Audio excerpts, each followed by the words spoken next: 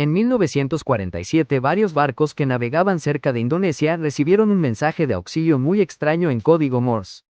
El mensaje decía: todos los oficiales están muertos. Probablemente toda la tripulación murió. Yo muero. Imagínate escuchar eso en medio del océano, sin saber quién lo envió. Un barco de rescate decidió buscar la señal y encontró un carguero llamado SS Oran Medan flotando en silencio. Pero cuando subieron al barco, descubrieron algo aterrador. Toda la tripulación estaba muerta. Los cuerpos estaban tirados en cubierta, en los pasillos y en la cabina de mando, todos con los ojos abiertos y expresiones de miedo absoluto, como si hubieran visto algo horrible antes de morir. Lo más raro es que no tenían heridas, no había sangre y tampoco señales de pelea. Incluso el perro del barco apareció muerto con la misma expresión de terror.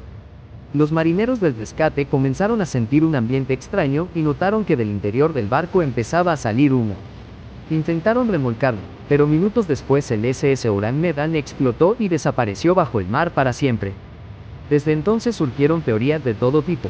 Algunos creen que transportaba químicos ilegales que envenenaron a todos, otros piensan que llevaba armas secretas de la Segunda Guerra Mundial, y también hay quienes aseguran que ocurrió algo paranormal. Pero aquí viene la parte más perturbadora de toda la historia.